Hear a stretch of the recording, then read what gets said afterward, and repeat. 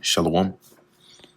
First and foremost, I want to give all praises, honor, and glory to Yahweh, Bahasham, Yahweh Shai, Bahasham, Rachakwadash.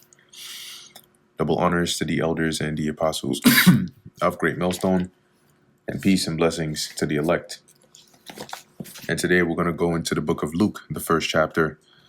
But before going into it, right, as we get into the New Testament, I just wanted to give a bit of a bridge, all right, a little bridge, bridging the Old Testament or the books we've covered so far into the New Testament, right? So as we already went through the book of Maccabees, we went through first and second Maccabees.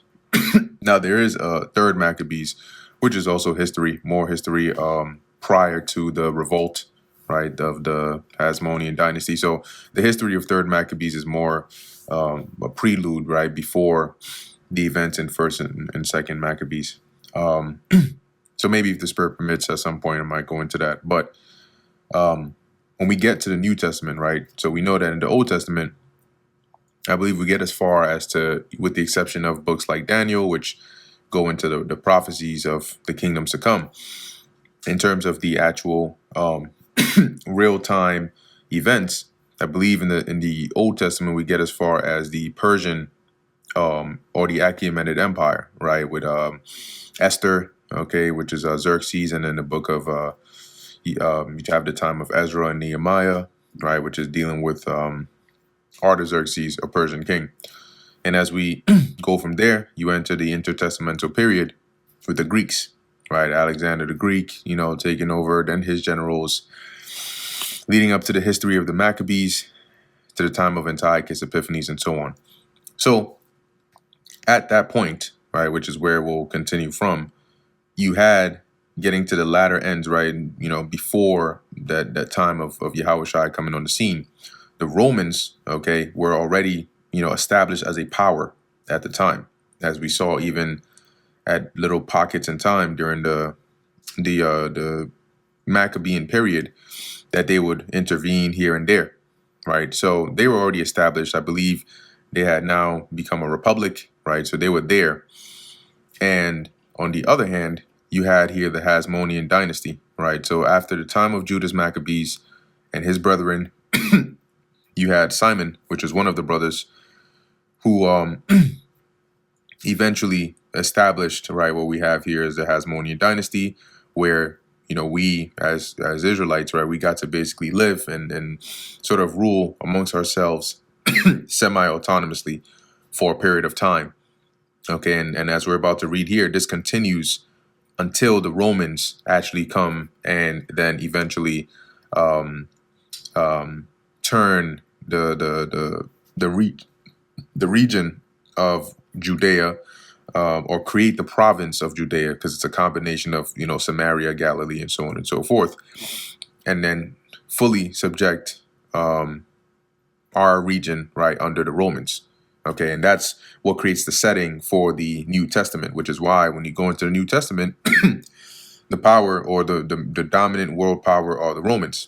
Okay, so let's read a little bit here about the Hasmonean dynasty. It says here, the Hasmonean dynasty was the Jewish ruling dynasty of Judea during the Hellenistic times of the Second Temple period.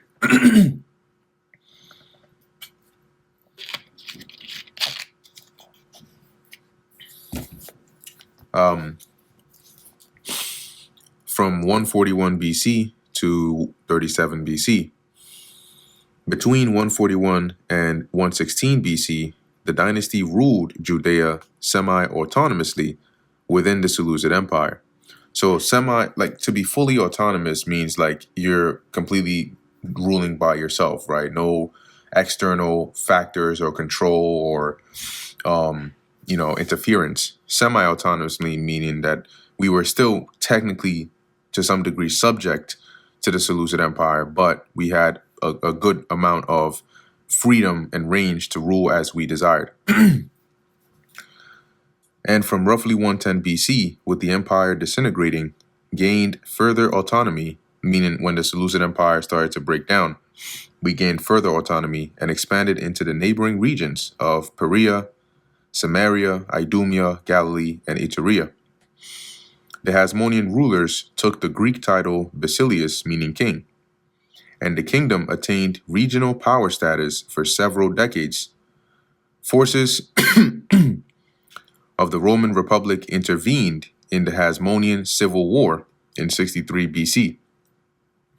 So as we were reigning, eventually, there was a civil war, which led to the Roman intervention, turning the kingdom into a client state and marking an irreversible decline of Hasmonean power.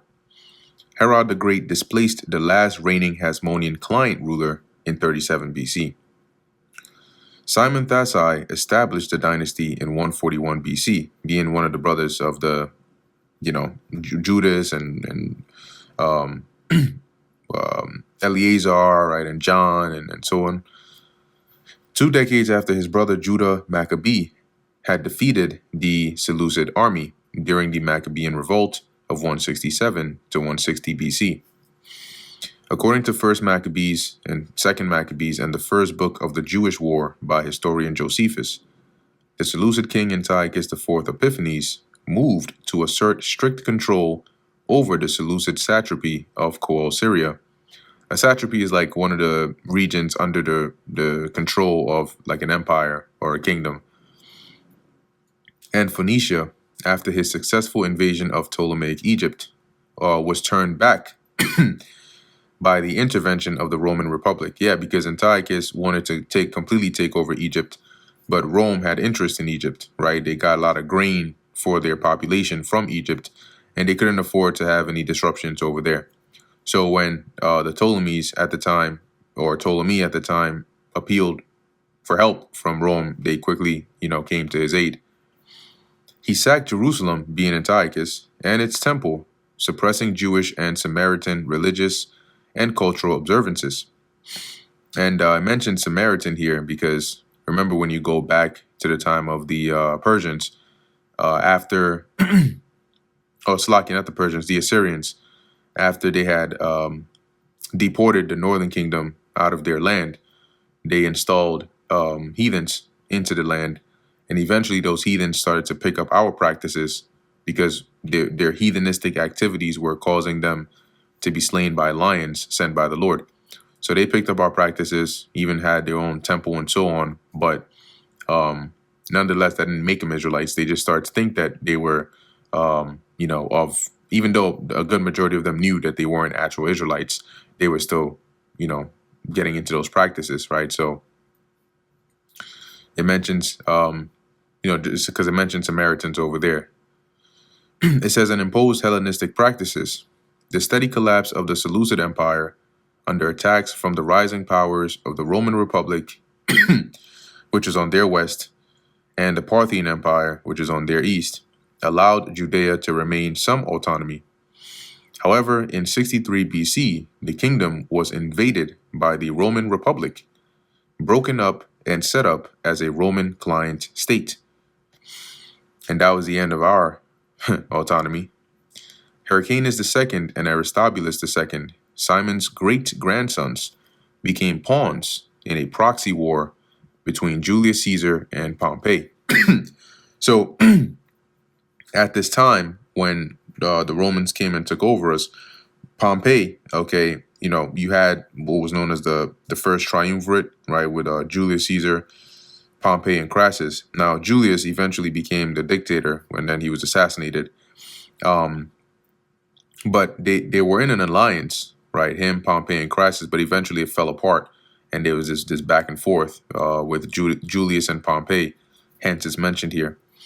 The deaths of Pompey and Julius and the related Roman civil wars temporarily relaxed Rome's grip on the Hasmonean kingdom, allowing a brief reassertion of autonomy backed by the Parthian Empire, rapidly crushed by the Romans under Mark Antony and Augustus. So after Julius died and Augustus Caesar, came up into power, he ended up completely taking away that autonomy. And hence we had the Herodians set up as kings over us. And at best, we would have the role of high priest.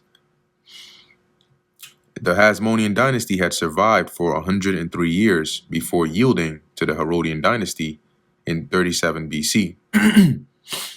The installation of Herod the Great, an Idumean, so he was an Edomite, as king in 37 BC made Judea a Roman client state and marked the end of the Hasmonean dynasty. Now, when you read right in the book of Josephus concerning Herod, he ended up he had really, at first it wasn't the case, because there was this, once again, the civil war, this back and forth between Herod, Augustus, right, Caesar, and or Octavian, and Mark Antony. And Herod originally supported Mark Antony, but eventually switched sides to Octavian or Augustus Caesar, and ended up appealing to him, and then eventually became close with him. So he had close ties. That's why they were able to do some of the things that they did.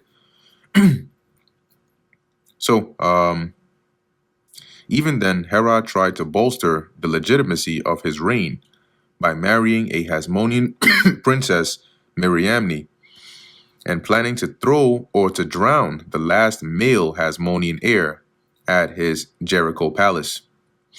Yeah, and he even added additions, right, to beautify the temple, to try and gain the favor of the people. But everybody knew, or for the most part, Israelites knew that he wasn't an actual Israelite. In 6 AD, Rome joined Judea proper, Samaria, and Idumea into the Roman province of Judea. So in 6 AD, when you would mention Judea, it was now a province, and it included, Samaria, Idumea, which was south, and Judea proper, as it says here. In 44 AD, Rome installed the rule of a procurator side by side with the rule of the Herodian kings, specifically Agrippa I, and so on. Cool. So now what I want to do is just to get a bit of extra information here. Down here under Civil War, let me see here. So click at that. And then also Roman intervention, because then that'll give us all the information we need going into the New Testament. So what ended up happening, this basically began the very last layer of the downfall of the Hasmonean dynasty. So it says here, Pharisee and Sadducee factions. Pharisees and Sadducees were rival sects of Judaism all through the Hasmonean period. They functioned primarily as political factions. One of the factors that distinguished the Pharisees, which are first mentioned by Josephus in connection with Jonathan. So what distinguished the Pharisees from other groups prior to the destruction of the temple was their belief that all Jews had to observe the purity laws, which applied to the temple service outside the temple. The major difference, however, was the continued adherence of the Pharisees to the laws and traditions of the Jewish people in the face of assimilation. So they were the ones that mainly held firm, conservative, to the laws and traditions of, of their forefathers, even during the time of heavy Hellenization periods, right? They fought and stood to maintain their ways. Okay, hence that sect formed on that, on that basis. That's why it mentions that here. As Josephus noted, the Pharisees were considered the most expert and accurate expositors of Jewish law.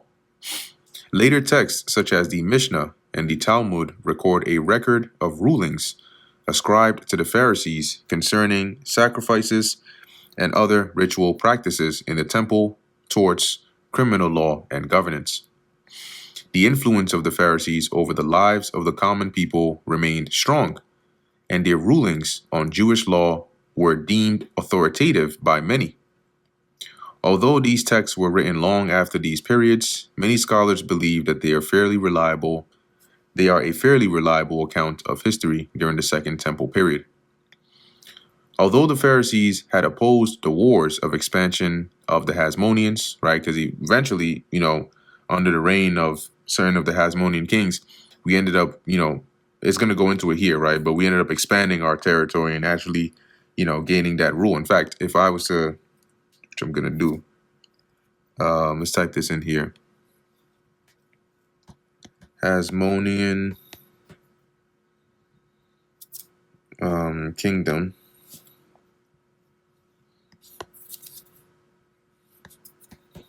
Okay, let's take a look at that. Cool. So when we look here at the Hasmonean kingdom, or dynasty, maybe that might have been a better one. Let's see what we got here.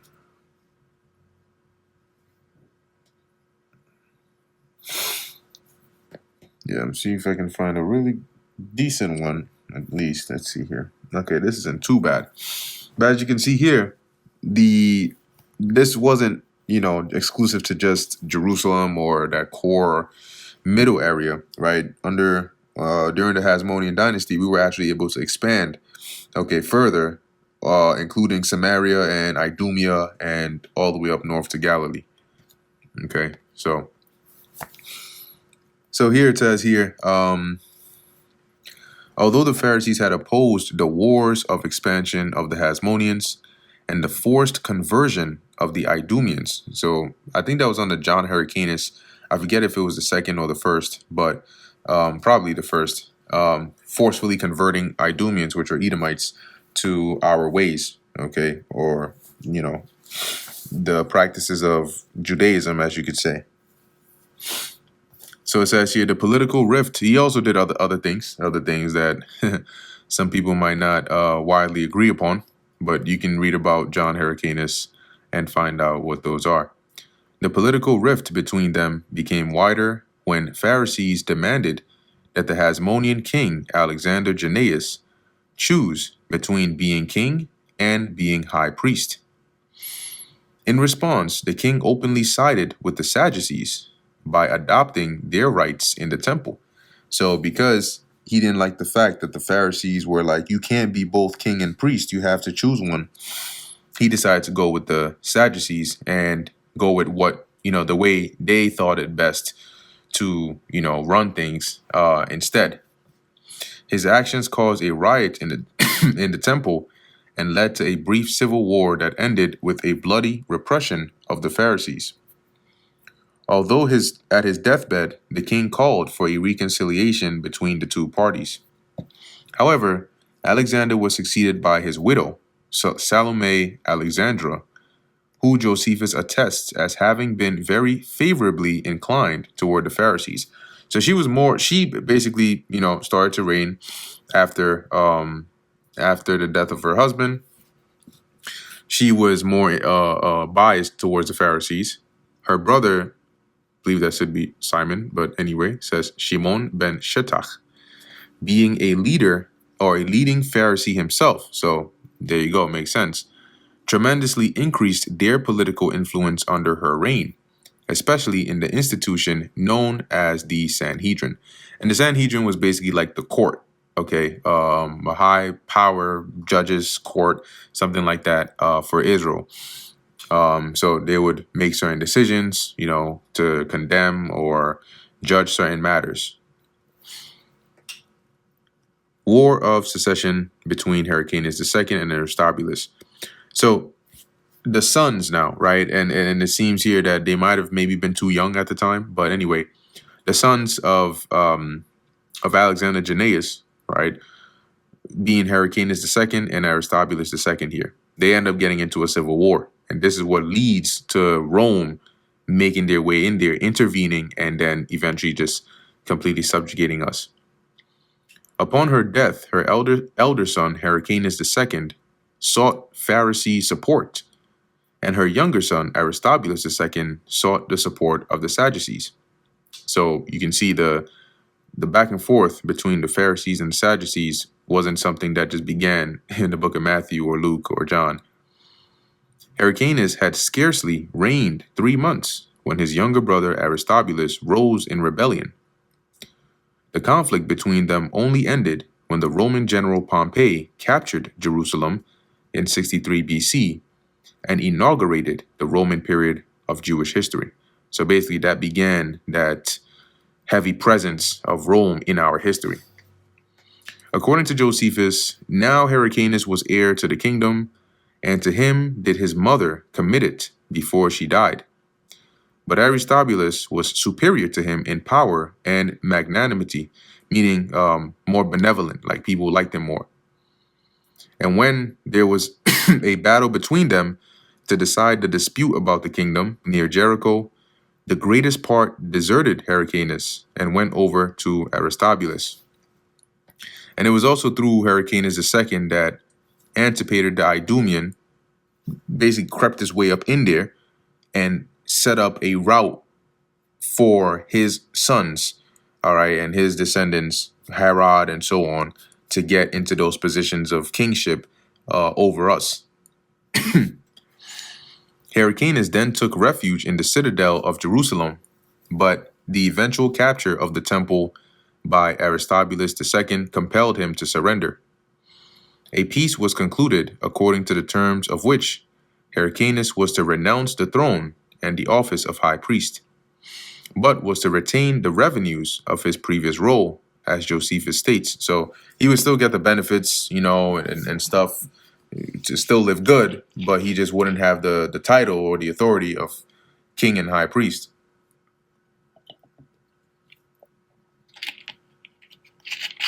But Hyrcanus, with those of his party who stayed with him, fled to Antonia and got into his power the hostages, which were Aristobulus' wife and her children, that he might be king, and Hyrcanus should resign,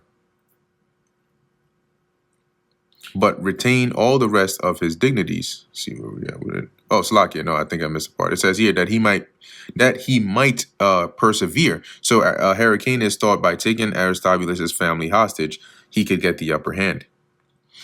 But the parties came to an agreement before things should come to extremes. So they ended up, coming to some understanding that Aristobulus should be king and Hyrcanus should resign, but retain all the rest of his dignities as being the king's brother. Hereupon they were reconciled to each other in the temple and embraced one another in a very kind manner, while the people stood round about them. They also changed their houses, while Aristobulus went to the royal palace and Hyrcanus retired to the house of Aristobulus. Aristobulus then ruled from 67 to 63 BC.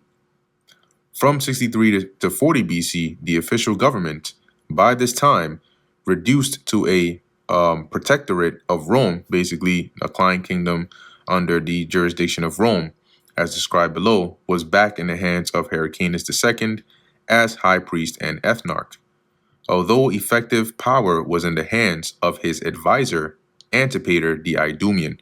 And this demon whispered things into Hyrcanus' ears and put certain things in motion. While Hyrcanus had retired to private life, Antipater the Idumean, governor of Idumea, began to impress upon his mind that Aristobulus was planning his death. Finally persuading him to take refuge with Aretas, king of the Nabateans, Aretas bribed by Antipater, who also promised him the restitution of the Arabian towns taken by the Hasmoneans. So he basically told this Nabatean king, hey, we'll give you those lands that the Hasmoneans took over if you shelter, you could say, Hyrcanus, right? And if you back him when needed. Readily espoused the cause of Hyrcanus and advanced toward Jerusalem with an army of 50,000. So he basically caused the peace that Hyrcanus had with his brother to cease and triggered another, basically, like war again between them. During the siege, which lasted several months, the adherents of Hyrcanus were guilty of two acts that greatly incensed majority of the Jews. So those that were on Hyrcanus' side did two things that pissed off the majority of Israelites. They stoned the pious Onias, and when the besieged paid the besiegers to receive sacrificial lambs for the purpose of the Paschal sacrifice or the Passover, they instead sent a pig. So because they had besieged the Jews that were within Jerusalem, they didn't have any, they couldn't go out from Jerusalem. So they paid those that were on Hyrcanus' side to say, at least bring us some lamb so we can keep the Passover. And they paid them, and instead they brought a pig. And people didn't really like that. All right, so now,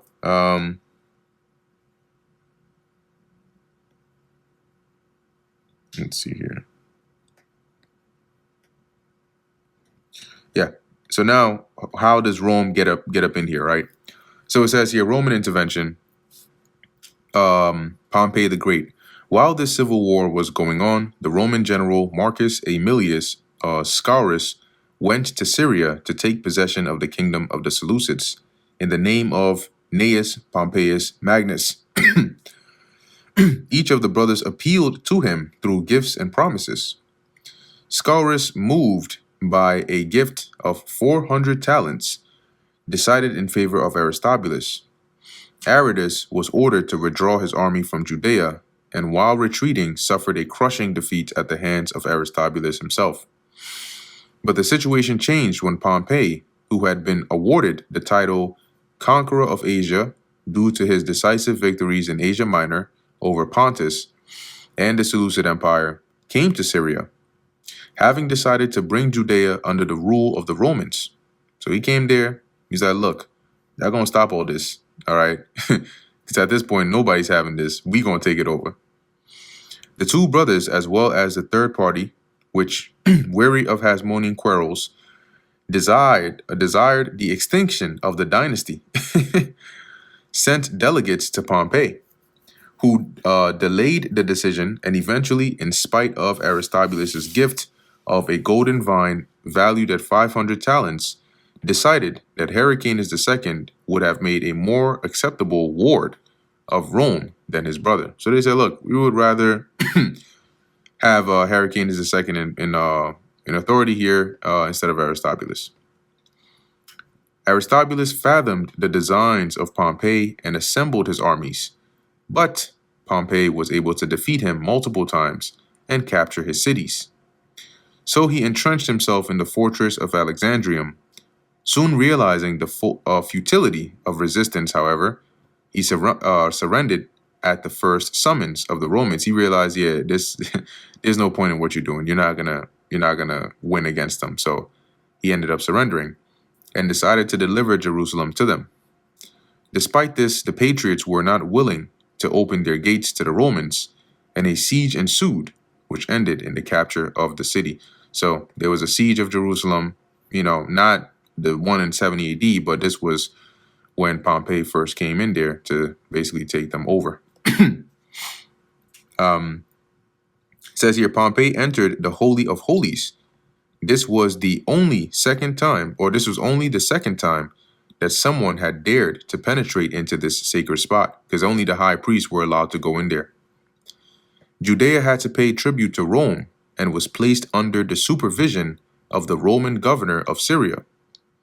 Aristobulus was taken to Rome a prisoner, and Hyrcanus was restored to his position as high priest, but not to the kingship, because we couldn't have kings anymore. Political authority rested with the Romans, whose interests were represented by Antipater. See that? So this demon Antipater, pulling strings behind the scene, set it up to where now he was in a high position to be able to infiltrate and take over from within by being on the good side of the Romans.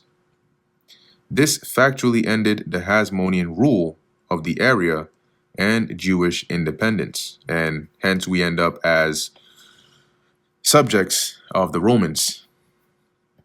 Let's see here.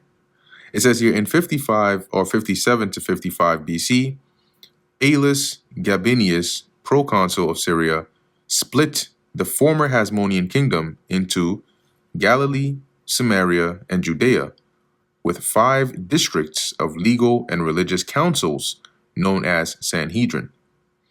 And when he had ordained 5 councils, he distributed the nation into the same number of parts. So these councils governed the people. The first was at Jerusalem, the second at Gadara, the third at Amathus, the fourth at Jericho, and the fifth at Sepphoris in Galilee. And I think this should suffice.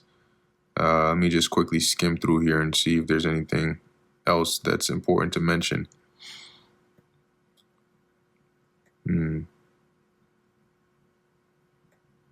All right. Yeah, this should be all right. So, in any case, I might have, I apologize if it was a bit long, but just wanted to get that history covering the time period after the Maccabees that, we usually think about the wars with Judas Maccabees or Judah Maccabee and his brothers.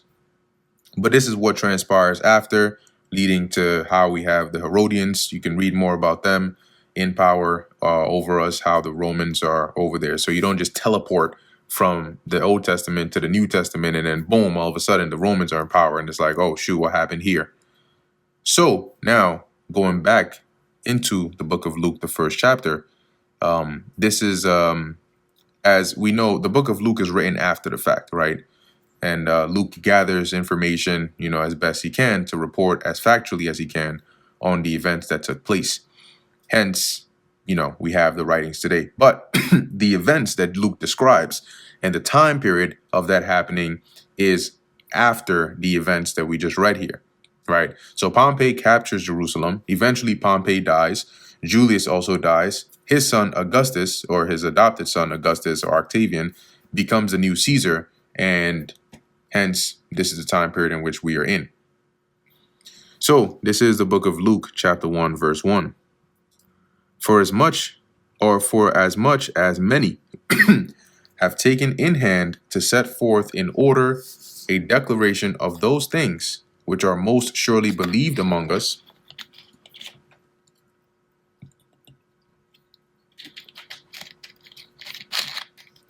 so Luke wasn't the only one to take the time to declare or write about the events that had transpired during this time period here, as he's mentioning, even as they delivered them onto us, right? Which from the beginning were eyewitnesses, right? So those accounts and testimonies from those that were actually eyewitnesses of these events, as they were given, you had people that wrote about it, all right? Matthew, Mark, Luke. It says here, and ministers of the word. Okay, so let me read these 2 verses in the NLT. It says, many people have set out to write accounts about the events that have been fulfilled among us. They used the eyewitness reports circulating among us from the early disciples.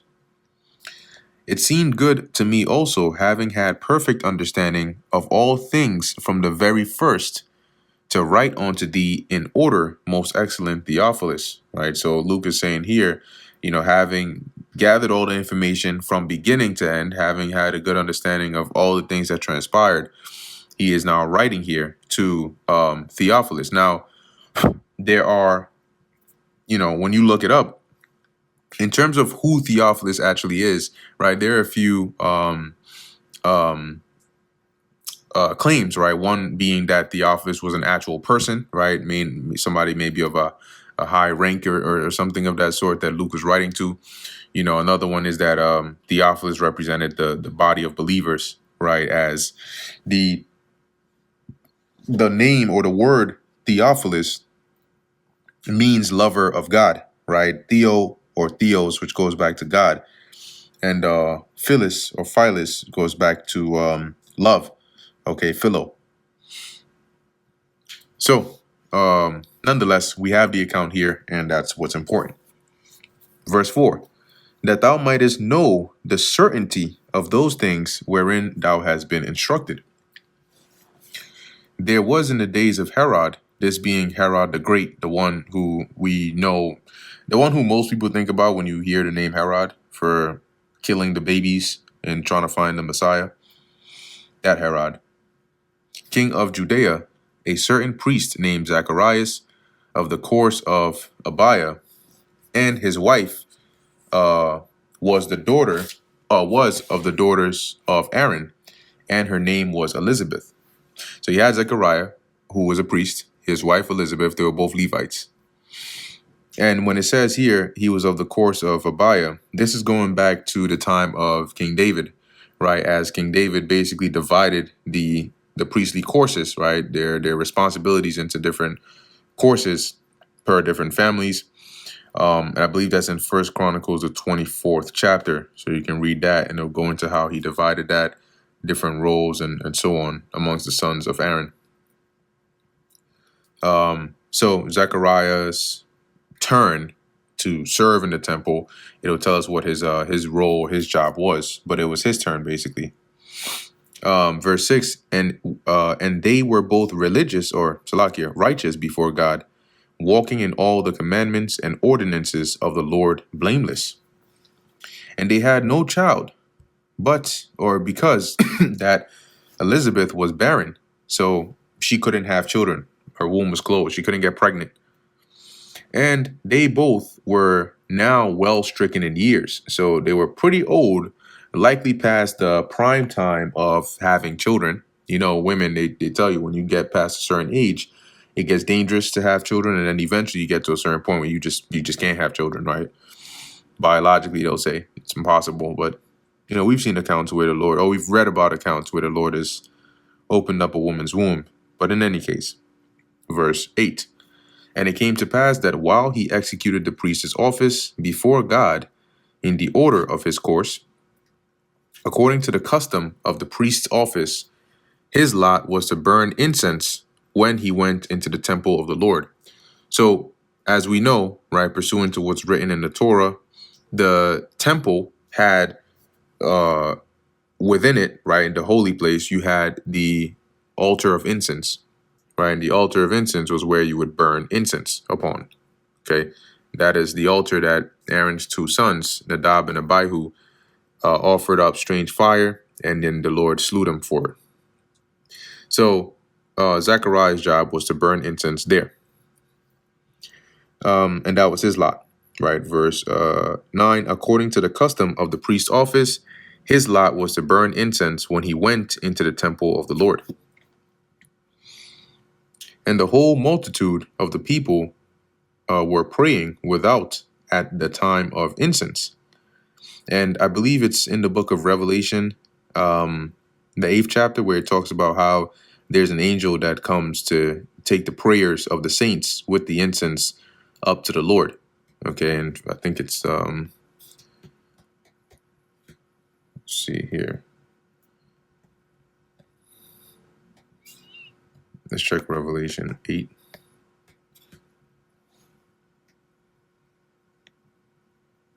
Yeah, Revelation chapter 8, verse 2.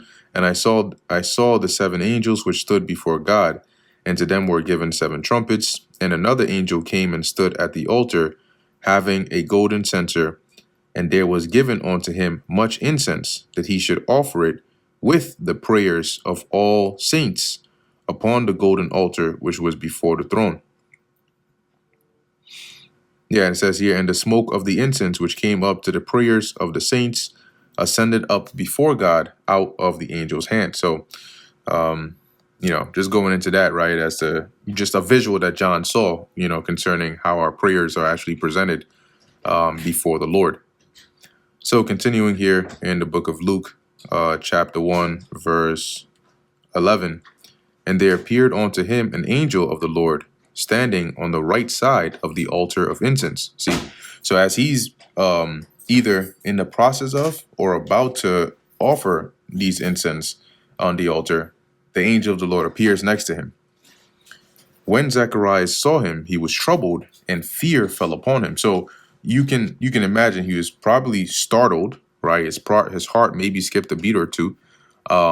And then on top of that, he's like, yo, like, what's going on here, because even today, right? If somebody just like walked up on you, you would be like, oh, like, yo, you cut the corner and somebody just like meets you out of nowhere, your heart jumps, right?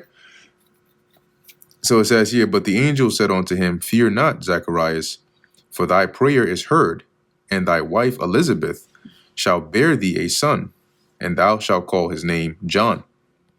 And thou shalt have joy and gladness, and many shall rejoice at his birth.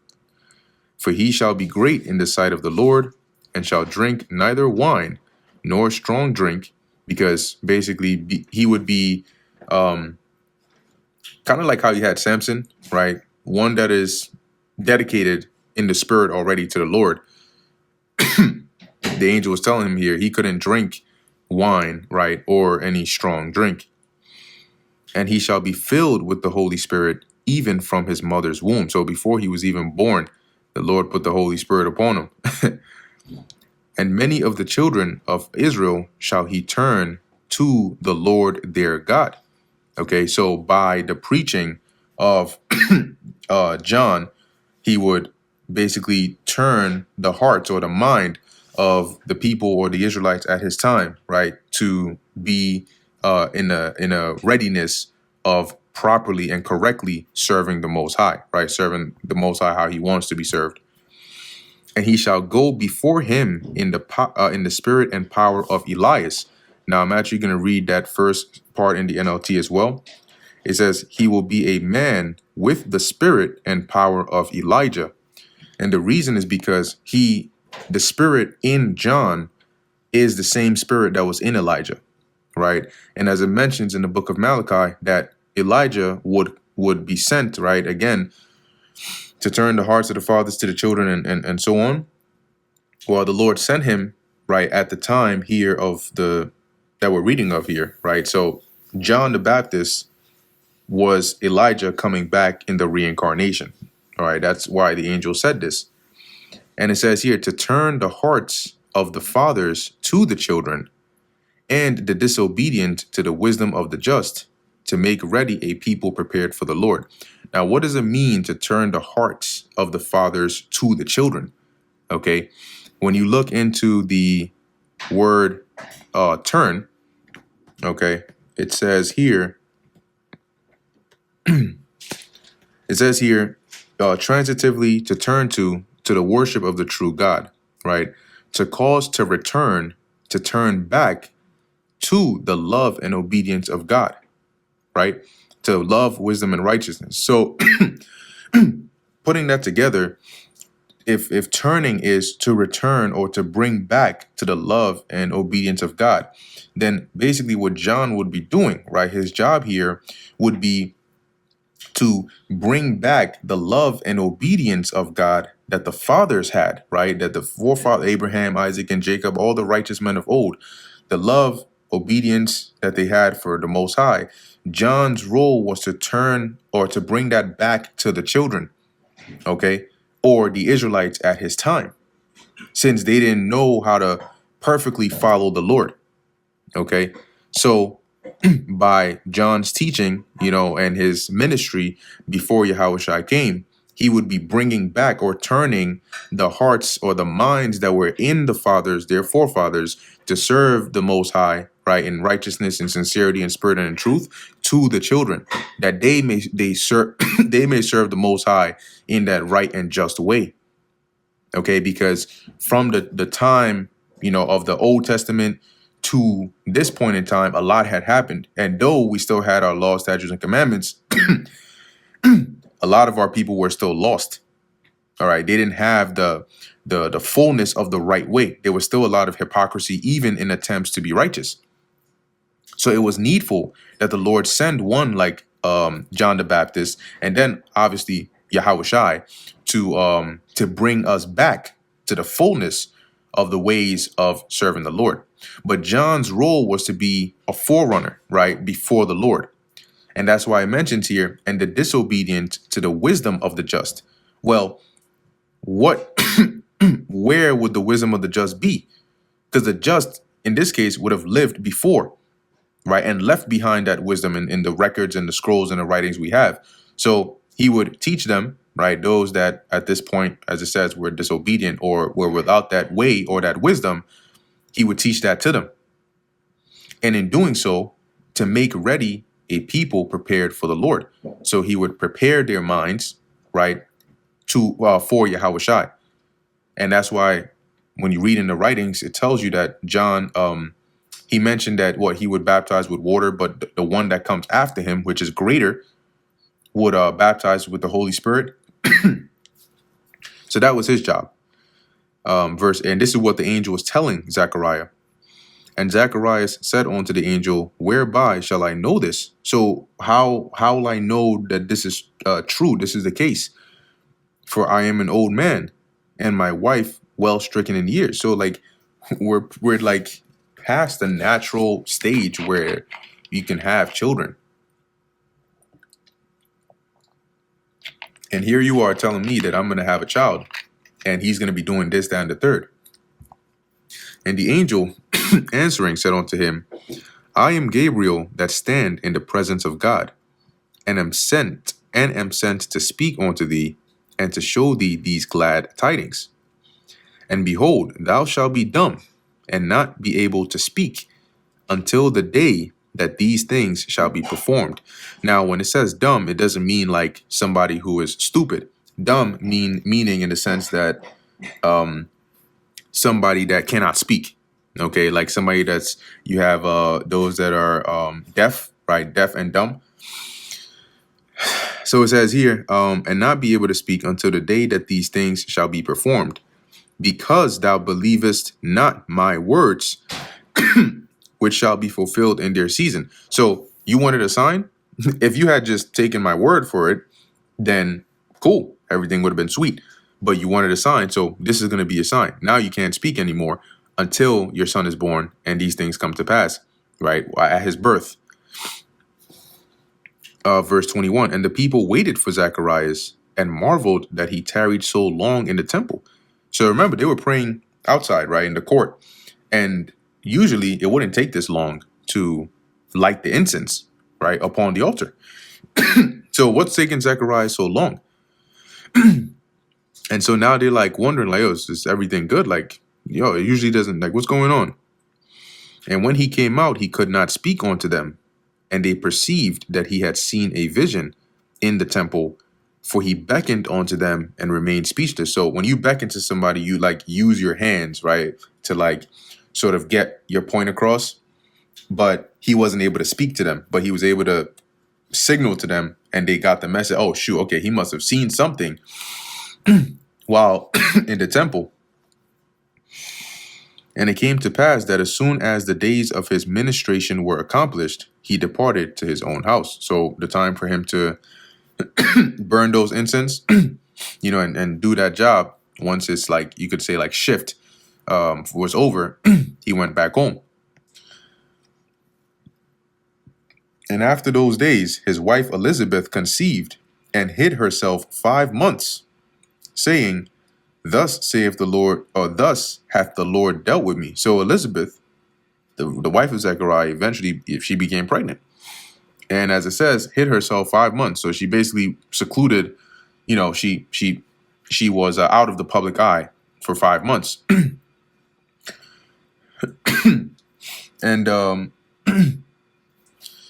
And so this was her, her response here, right? Thus hath the Lord dealt with me in the days wherein he looked on me. Meaning this is the blessing the Lord gave her, right? The Lord finally blessed her and looked upon her to take away my reproach among men. Because especially in that time, not being able to have children was it was a very sad thing. Okay, it was like it says, a reproachful thing for them. And in the 6th month, the angel Gabriel was sent from God unto a city of Galilee named Nazareth,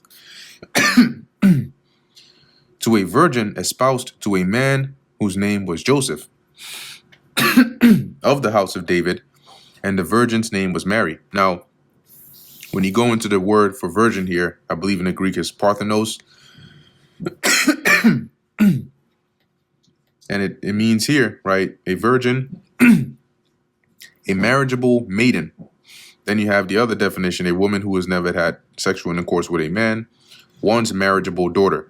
So when it dealing with Mary, it's not Mary here was a marriageable woman, right? She was a woman who was of age, or a maiden who was of age to be married, a young woman.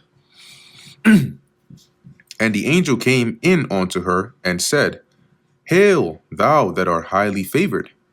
The Lord is with thee. Blessed art thou among women. Now, it's possible that the angel didn't come in the angelic form here, as she wasn't so much spooked at his appearance, okay, but more at his message. Okay, so she probably reasoned in herself, in her mind, that this might be an angel or some prophet or something, or some man of God. And when she saw him, she was troubled at his saying, and cast in her mind what manner of salutation this should be. So when she when she heard that, she's like, in her mind, like, what's going, like, who says that? Why is he saying that? You know, highly favored, the Lord is with thee, blessed art thou among women. What does that mean? You know, like, what kind of salutation is that, right? And the angel said unto her, Fear not, Mary, for thou hast found favor with God. And behold, thou shalt conceive in thy womb, and bring forth a son, and shall call his name. It says Jesus here, but we know his name is actually Yahushai. Okay, because when you go into let's click on the name Jesus here. You can see here in the Greek, the word there's no J or J, right? It's Iesus. That's how you pronounce it in Greek. And they also have the Hebrew origin here, because Mary wasn't going to call her son by a Greek name, right? And the angel wasn't speaking to her in Greek. They were speaking in Hebrew. So this Iesus in the Hebrew is Yahushai, right? Here they have Yahushai, but it's actually Yahushai. And it's not Jehovah is salvation, it's he. Okay, the Yah here is he. All right, and the Yahushai is deliver. So he would be the deliverer of Israel, hence he had that name. And that's the same name as Joshua. Like in English, that name, that you would call him Joshua in English, and Joshua in Hebrew is Yahushai, right? And we have many videos explaining and breaking down the name of the Lord, so you can check those out for more details. But just know that the name here, even though it says Jesus, that's not the actual name of the Messiah. His name is Yahushai. That is the Hebrew name that the angel told Mary to call him. So he's basically telling Mary, you're going to be pregnant. All right. You pretty much already are. And you're going to bring forth a son, and his name is going to be Yahushai. He shall be great, and shall be called the Son of the Highest. And the Lord God shall give unto him the throne of his father David. And he shall reign over the house of Jacob forever, and his kingdom, and of his kingdom there shall be no end. So here he's saluting her. He's talking about she's favored amongst, you know, the highly favored, and she's about to have a son, and he's gonna be he's gonna rule, okay, and his kingdom is gonna be without an end. She's like, okay. Then said Mary unto the angel, How shall this be, seeing I know not a man? Now, let's go into this word, know. Let's see here. I know. Ginosko. It says here, to learn, to know, to come to know, to get knowledge of, to perceive. Now, we know she didn't mean it that way, because she obviously knew people who were men, right? She knew her father. She knew Joseph. She was espoused to him. She knew other people, right? Who they were. So when it says I know, right? I know not a man. It's really this third definition here, right? Sexual intercourse between a man and a woman. And why does that make the most sense? Because here the angel's talking about having a child. So her response is, right? Not truthfully though, but her response is, well, how is all this going to happen, seeing that I haven't laid with a man? But remember, she was espoused, right? To in verse 27, she was espoused to Joseph. So they were engaged. However, let's just say they weren't waiting till the marriage chambers. So either A, she probably didn't even know she was pregnant at this time, but she was. And B, she wasn't, she was trying to hide that, right? Probably Joseph, told her, hey, yo, we got to keep the secret, that he was, laying hold on them cheeks before the feast. Anyway, so she says this, okay, but she says this in hiding the fact that she has been, because it wasn't the case that she hadn't been getting sexually active, right? That was the case. She was, but she just hid it here. She wasn't truthful with it. So she's saying, well, you're talking all this stuff about a baby, but how is that going to be the case if I haven't, done anything with a man? Almost sounds like she's getting a little defensive there. Verse 35, and the angel answered and said unto her, the Holy Spirit shall come upon thee, and the power of the highest shall overshadow thee. Meaning, like, you'll be enveloped in the shadow of the Most High. Therefore also that holy thing which shall be born of thee shall be called the Son of God. Meaning that baby that's going to come of you is going to be called the Son of God. And behold, thy cousin Elizabeth, she hath also conceived a son in her old age, right? So she has gotten pregnant with a son. And look how old she is. And this is the 6th month with her, who was called barren. So now we know that John was 6 months older than Yahushua. So if at this point where the angel comes to Mary, it's the 6th month of Elizabeth's pregnancy, that would mean that Mary had to be pregnant at this time in order for John to be 6 months older than Yahushua. So it says here, right, because if you do the math, roughly 9 months a woman bears a child, right? And so if Elizabeth is in her 6th month, she has 3 more months before she gives birth. Okay, that would mean that Mary from this point on has 9 more months. So in those 3 months from when the angel was talking to Mary up until the time when Elizabeth gives birth, that would leave Mary with 6 more months of pregnancy before she gives birth. Okay. So the angel tells her, verse 37, for with God nothing shall be impossible. So he's like, look, an example is Elizabeth, your cousin. Guess what? She's pregnant. Look how old she is, and she's pregnant. So, this is the work of the Most High. Don't marvel too much at it, and don't think that it can't happen. And Mary said, behold, the handmaid of the Lord, be it unto me according to thy word. And the angel departed from her. Now, Elizabeth had been, remember, she said she basically secluded herself, right? She sort of hid herself, wasn't really more openly seen. So this pregnancy probably wasn't a majorly known thing, at least for the first 5 months. So Mary finds out, and verse 39, and Mary rose in those days and went into the hill country with haste into a city of Judah. Now, you notice it doesn't mention here that she went there with Joseph. It just mentions her. But she goes there to visit her cousin and entered into the house of Zacharias and saluted Elizabeth. And Zacharias still was mute at this time. He was dumb. He couldn't speak. And it came to pass that when Elizabeth heard the salutation of Mary, the babe leaped in her womb, right? Being the baby of Elizabeth, John. And Elizabeth was filled with the Holy Spirit, and she spake out with a loud voice and said, blessed art thou among women, and blessed is the fruit of thy womb. But the fruit of thy womb, if she wasn't pregnant, what is she talking about? What fruit of her womb? There would be nothing there. But she's basically saying, blessed is your child, right? The one that's going to come of you. And whence is this to me, that the mother of my Lord should come to me? See, so she was speaking in the spirit, confirming that the baby that Mary would have would be the Messiah, the Lord. So she's basically like, what did I do to deserve a visitation from the mother of my Lord? For lo, as soon as the voice of thy salutation sounded in mine ears, the babe leaped in my womb for joy. And blessed is she that believed, for there shall be a performance of those things which were told her from the Lord.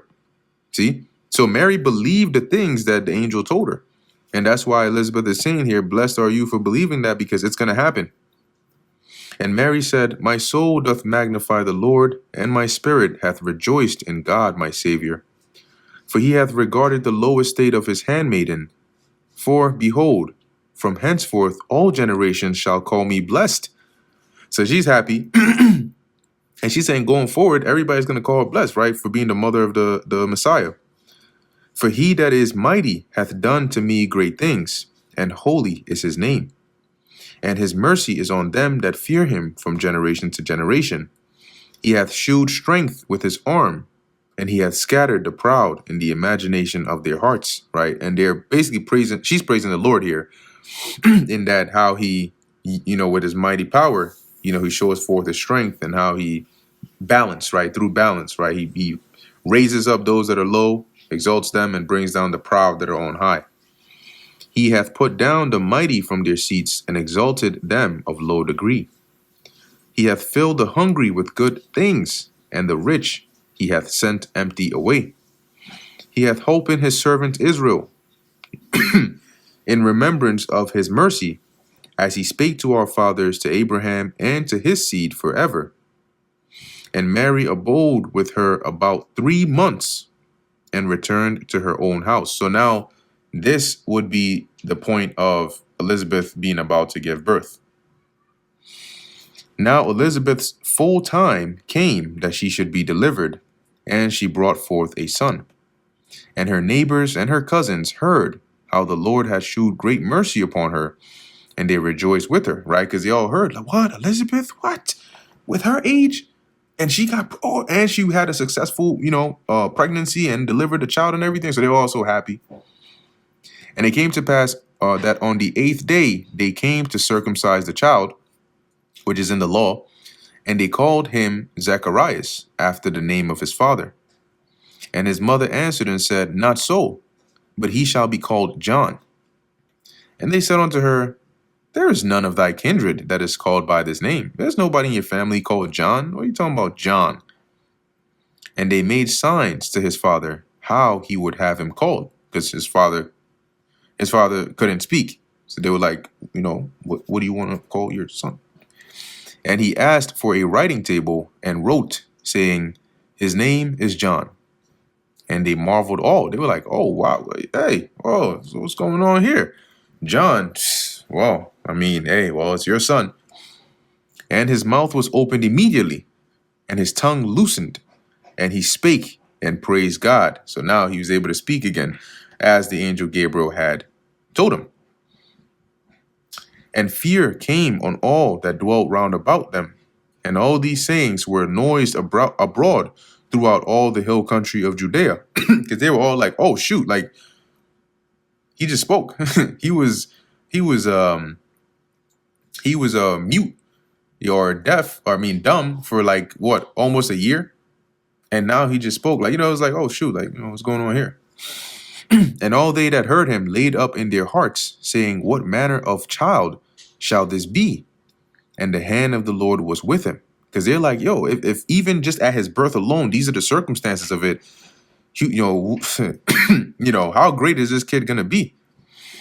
And his father Zacharias was filled with the Holy Spirit, and prophesied, saying, blessed be the Lord God of Israel, for he hath visited and redeemed his people, and hath raised up an horn of salvation for us in the house of his servant David. And here he was referring to the Messiah, to Yahushua, because he knew, right? Obviously he was there when, or he might have been there when Mary was speaking with Elizabeth.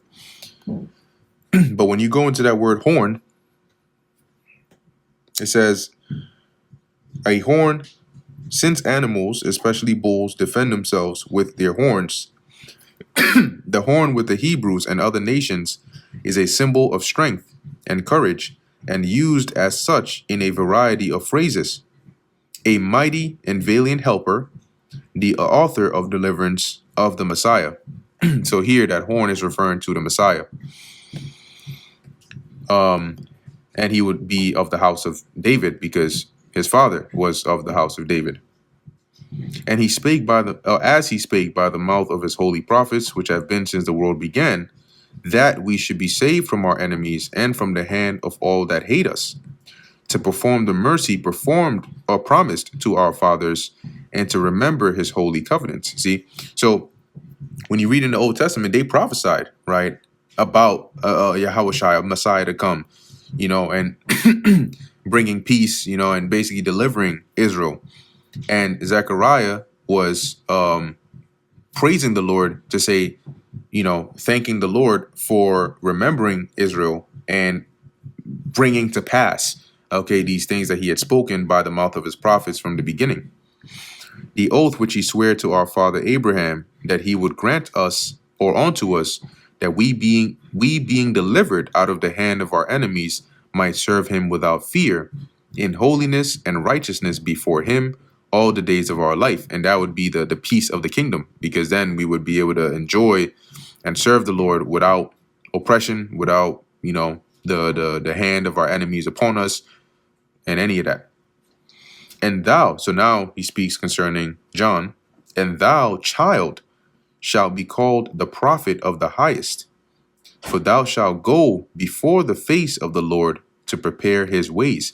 So speaking concerning John, he's saying you're basically going to be a heavy prophet, and you're going to go before the face of the Lord, meaning you're going to go as a forerunner before the Lord to prepare the way for the Lord to come, for Yahushua, to give knowledge of salvation unto his people by the remission of their sins, right? So to open up their minds to the way of salvation that's going to come through their sins being remitted, and that will be through Yahushua. Through the tender mercy of our God, whereby the day spring from on high hath visited us, saying that this is all possible through the mercy of the Lord. Hence, the day spring, meaning the morning light from heaven, right, from on high, has shined upon us. And he's saying all this because, remember, the angel Gabriel told him that. To give light to them that sit in darkness and in the shadow of death, to guide our feet into the way of peace. Because Israelites, they were living at this time, but it wasn't like holistically onto God, right? Hence, the Most High decided this was a time where he was going to visit them and wholly turn them back to him via, the John, Yahushua, and so on, right? Via the gospel being preached. And this actually was also prophesied by Isaiah, right? Going back to Isaiah 9:2, the people that walked in darkness have seen a great light. And who is that light? Yahushua. Because him coming on the earth and teaching and spreading that gospel was likened unto a light being shined in a dark place, so you could see what was around you and the right path to go on. So it says here, they that dwell in the land of the shadow of death, upon them hath the light shined. Okay, and that's what Zechariah is saying here, right? To give light to them that sit in darkness and in the shadow of death, to guide our feet into the way of peace.